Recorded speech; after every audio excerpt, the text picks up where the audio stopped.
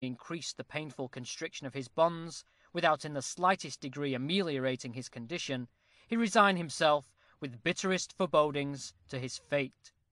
There was no one even to sympathize with his sufferings.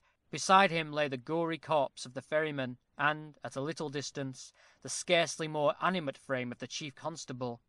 And here we must leave him, to follow, for a short space, the course of Luke and his companions.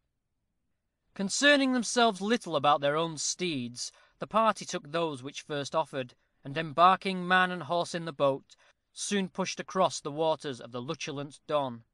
Arrived at the opposite banks of the river, they mounted, and guided by Luke, after half an hour's sharp riding, arrived at the skirts of Rookwood Park.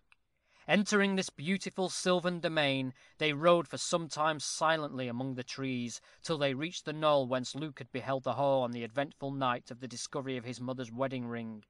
A few days only had elapsed, but during that brief space what storms had swept over his bosom, what ravages had they not made! He was then all ardor, all impetuosity, all independence. The future presented a bright, unclouded prospect. Wealth, honors, and happiness apparently awaited him. It was still the same exquisite scene, hushed, holy, tranquil, even solemn, as upon that glorious night. The moon was out, silvering wood and water, and shining on the white walls of the tranquil mansion. Nature was calm, serene, peaceful as ever.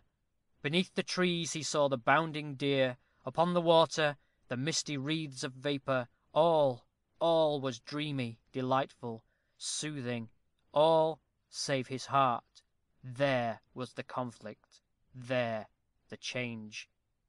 Was it a troubled dream, with the dark oppression of which he was struggling, or was it stern, waking, actual life? That moment's review of his wild career was terrible.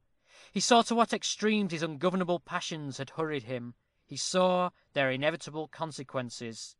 He also saw his own fate. But he rushed madly on. He swept round the park, keeping under the covert of the wood, till he arrived at the avenue leading to the mansion. The stems of the aged limes gleamed silvery white in the moonshine. Luke drew in the rein beneath one of the largest of the trees. "A branch has fallen," said he, as his grandsire joined him. "Ha!" exclaimed Alan, "a branch from that tree?" "It bodes ill to Ranulph," whispered Luke. "Does it not?"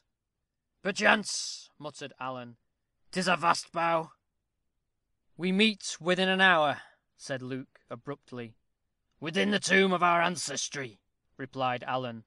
"I will await you there." And as he rode away, Alan murmured to himself the following verse from one of his own ballads: But whether gale or calm prevail, or threatening cloud hath fled, by hand of fate predestinate, a limb that tree will shed. A verdant bough, untouched, I trow, by axe or tempest's breath. To Rookwood's head, an omen dread of fast approaching death. End of Chapter 2, Book 5.